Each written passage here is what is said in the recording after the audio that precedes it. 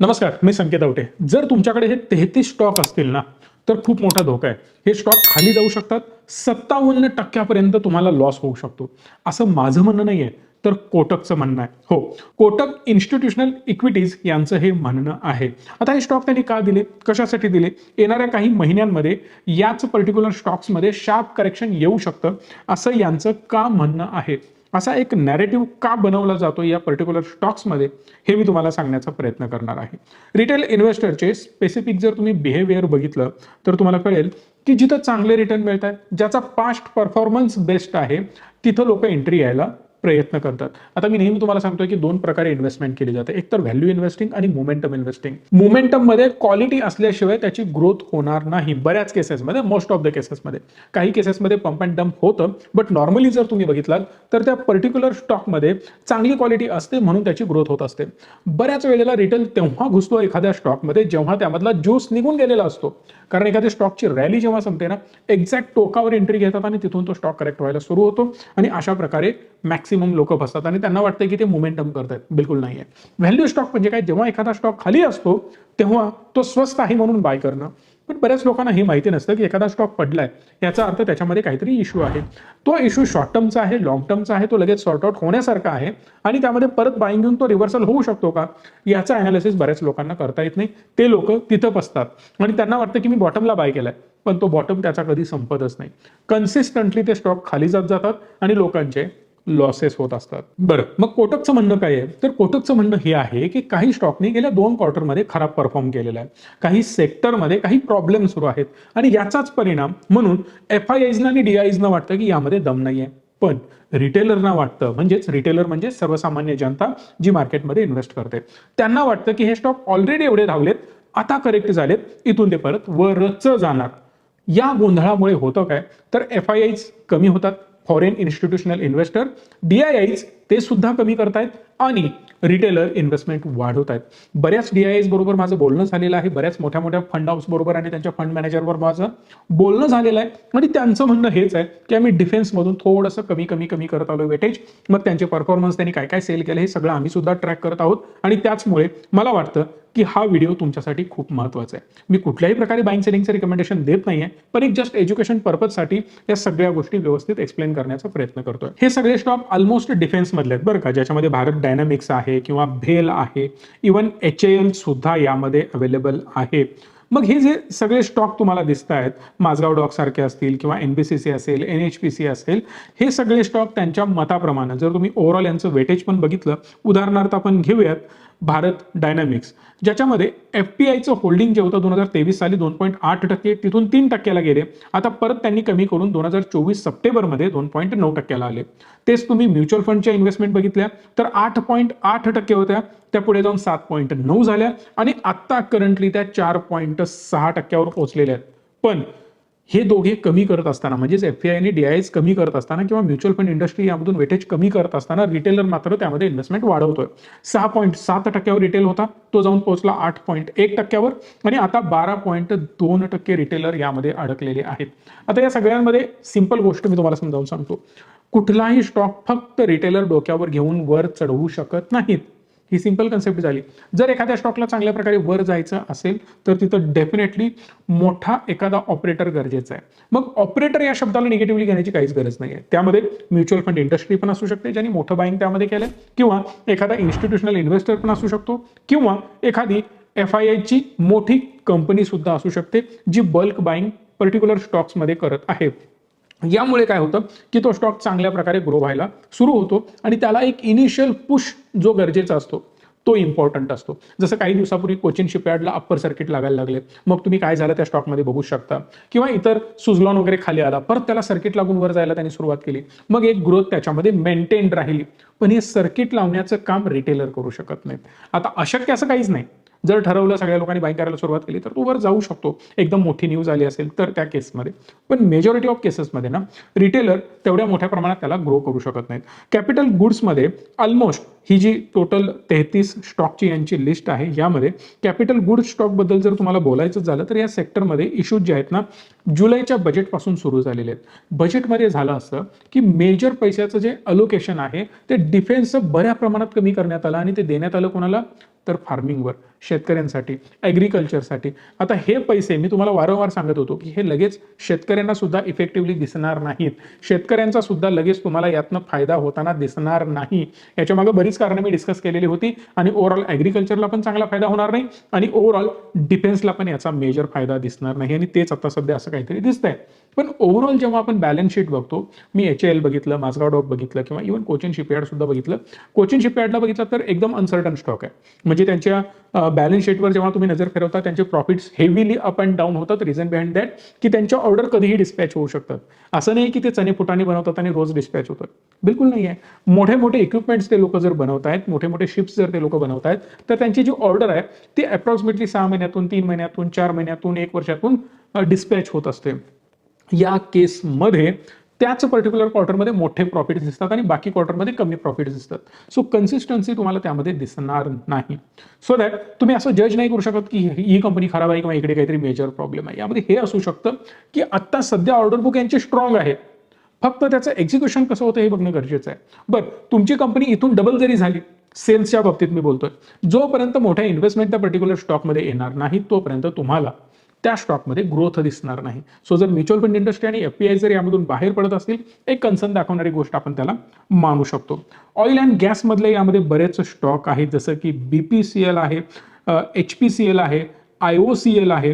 याबद्दल जर बोलायचंच झालं इंडियन ऑइल यासारख्या स्टॉकबद्दल, तर मध्ये बऱ्याच गोष्टी तुम्हाला बघायला मिळाल्या की सारख्या यांच्यावर टॅक्सेस वाढवणे, कमी करणे. $72 पासून क्रूड तुम्ही बघितला तर 92-95ला गेलेलं होतं. सो हे जे हेवी फ्लक्च्युएशन आहे ना, हा सुद्धा यांच्या बिझनेसवर इम्पॅक्ट करतोय. दुसरी महत्त्वाची गोष्ट, सेंट्रल गव्हर्नमेंटने काय उद्योग केले की काही राज्यांमध्ये इलेक्शनला नजरअंदाज ठेवून रेट्स कमी करण्यात आले आणि हे रेट्स जे कमी केले त्याचं सगळं बर्डन OMCजवर टाकलं आणि OMCजवर एवढं हेवी बर्डन आल्यामुळे झालं काय, प्रॉफिट मार्जिन ड्रॉप झाले. परिणामी यामधून सुद्धा तुम्हाला FIIs कमी होताना दिसत आहेत, DIIs कमी होताना दिसत आहेत आणि रिटेल यामध्ये अजून अडकत चाललेला आहे. मेटल अँड मायनिंगमध्ये सुद्धा काही गोष्टी बघण्यासारख्या आहेत, ज्यामध्ये यांनी बऱ्याच स्टॉकला रेफर केलेलं आहे, जसं NLC इंडिया असेल किंवा हिंदुस्तान कॉपर असेल. हे जे एक्झाम्पल दिलेले काही स्टॉक्स आहेत, याच्यामध्ये झालं असं की मेजर मान्सून आपला पुढे ढकलला. मान्सून पुढे गेल्यामुळे कन्सिस्टंटली पाऊस पडत होता. जिथं जिथं मायनिंग सुरू आहे तिथं पाणी भरलेलं होतं. पाणी भरल्यामुळे तुम्हाला मायनिंग करता येत नाही, तिथं डिले झाला. त्याचबरोबर ज्या साईट चालू होत्या किंवा जे कन्स्ट्रक्शन चालू होते तो थोडेसे डिले झाले, तिथं मेजर इम्पॅक्ट झाला.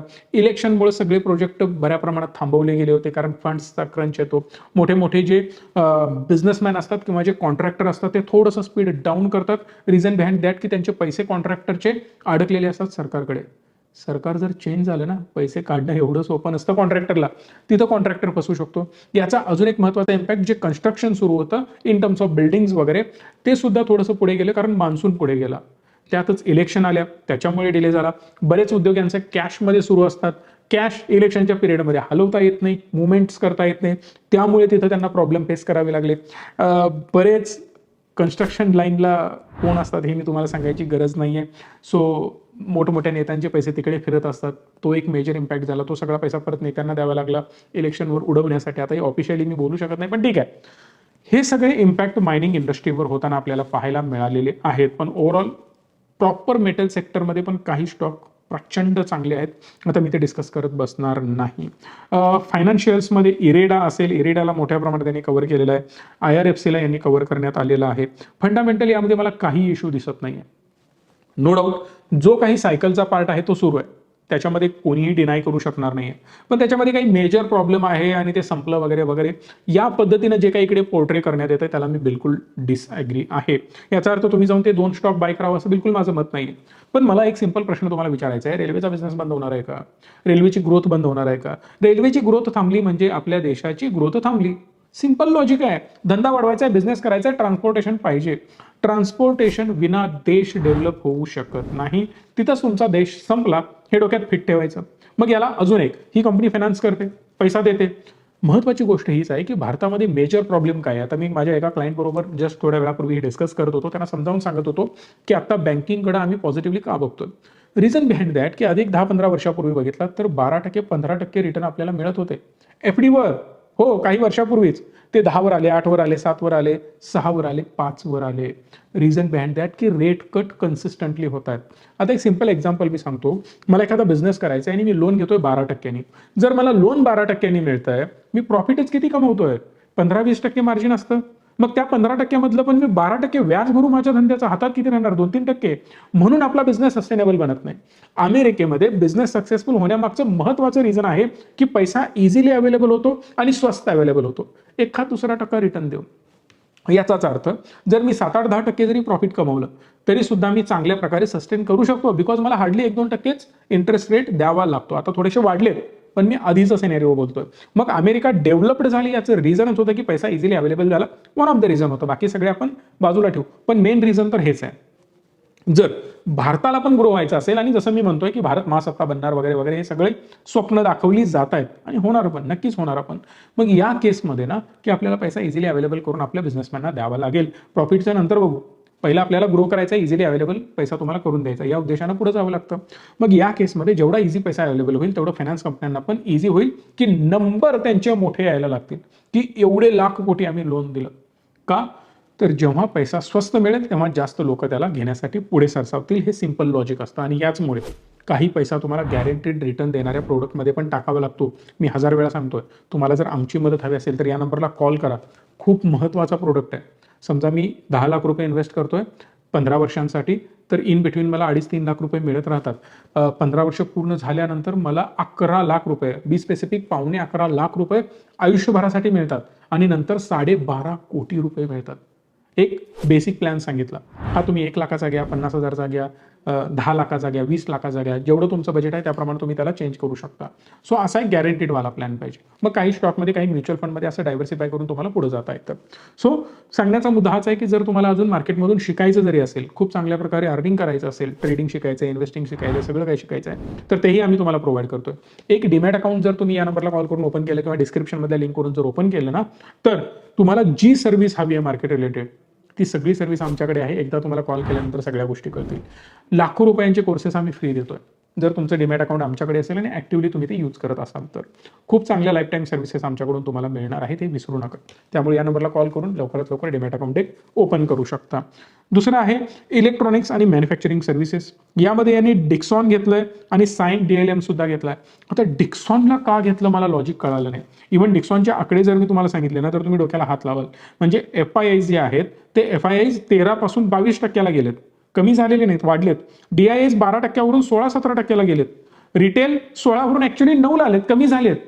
म्हणजेच पैसा वाढतो तेव्हा रिटेल घाबरून बाहेर पडतो आणि जेव्हा मार्केट खाली येत असतं तेव्हा रिटेल नको त्या स्टॉकमध्ये अडकत जातो. हे आपलं चुकतं. त्यामुळे इन्व्हेस्टमेंटला जर तुम्हाला काही आमची मदत हवी असेल ना तर लवकरात लवकर या नंबरला कॉल करा गुंतवणूक करण्यासाठी. आणि ही जबरदस्त संधी आहे आता गुंतवणुकीला. सांगण्याचा मुद्दा एवढाच आहे की यामध्ये जेवढे काही हे सगळे स्टॉक कव्हर केले गेलेत, यामध्ये सगळेच फंडामेंटली खराब आहेत असं बिलकुल नाही आहे. बरेच स्टॉक फंडामेंटली एक नंबर आहेत, स्ट्रॉंग आहेत, चांगले ग्रो होत आहेत, काहीच प्रॉब्लेम नाही आहे. प्रॉब्लेम कुठं आहे की आपण जनरलाइज करतो आणि हे सगळेच खराब आहेत असं म्हणतो. इथं आपलं चुकतं. रिपोर्ट आलाय, कोटकचे सगळेच रिपोर्ट जबरदस्त रिसर्च करून देतात असं नाही. असं असतं तर कोटकचा स्वतःचा स्टॉक, कोटक बँक, काय हालत आहे तुम्हाला माहितीच आहे. पण ठीक आहे, चलो उदाहरण द्यायचंच झालं तर पॉवर सेक्टरचे सुद्धा काही स्टॉक यांनी ऍड केलेत. मी दाखवतोय तुम्हाला. अदानी पॉवर फक्त 16 PE. जर तुम्ही टाटा पॉवर बघितला 36 PE असला तरी सुद्धा यांची सेल्स ग्रोथ तुम्ही बघू शकता. 23% सेल्स ग्रोथ आहे भाईसाहेब, जबरदस्त सेल्स ग्रोथ आहे यामध्ये. Dixon tech 186 PE. अरे यार, एवढा म्हणूनच त्यांनी त्यामध्ये ऍड केलाय. बिलकुल नाही आहे. डिक्सॉनचा सेल्स ग्रोथ साहेब 40% आहे. यामधले काही स्टॉक आमच्याकडे ऑलरेडी आहेत, त्यामुळे डिस्क्लेमर पहिलाच देतोय. कुठल्याही प्रकारे तुम्ही याला बाईंग सेलिंगचे रिकमेंडेशन समजू नका. तुम्ही स्वतः अनालिसिस करा. डिक्सॉनचा मी फॉरवर्डेड PE कॅल्क्युलेट करत होतो, इथे मी त्या गोष्टी बघत होतो. जरी मला 15%ची सेल्स ग्रोथ यामधून एक्सपेक्टेड असेल ना, चला मी याला 50 किंवा 60चा PE सुद्धा देऊ शकतोय, काही मोठी गोष्ट नाहीये. 35%ची ग्रोथ एक्सपेक्टेड आहे, इझिली होऊ शकते कारण त्या गतीने जातोय. 10 वर्षांमध्ये समजा मी याला 40 किंवा 50 PE देतोय आफ्टर 10 इयर्स, तरी सुद्धा 26%ची sales growth is a sufficient sales growth for this stock. आणि आत्ता कुठं आपण या इंडस्ट्रीमध्ये काम करायला लागलोय.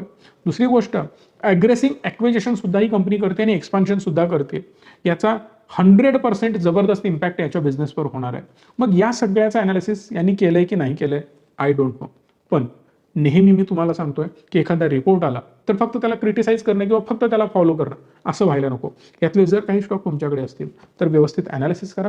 जर तुम्हाला त्यामध्ये दम वाटत असेल तर विचार करा, अन्यथा रामराम केलेलं कधीही चांगलं. आय होप की तुम्हाला व्हिडिओ हा खूप आवडला असेल, त्यामुळे तुम्ही लाईक कराल, मॅक्सिमम लोकांपर्यंत हा शेअर करा. त्यांना स्टॉकची लिस्ट, नावं, त्यामध्ये काय काय चाललंय हे समजायला पाहिजे. आणि त्याचबरोबर चॅनलला सबस्क्राईब देखील करा. धन्यवाद. Stay tune and stay positive.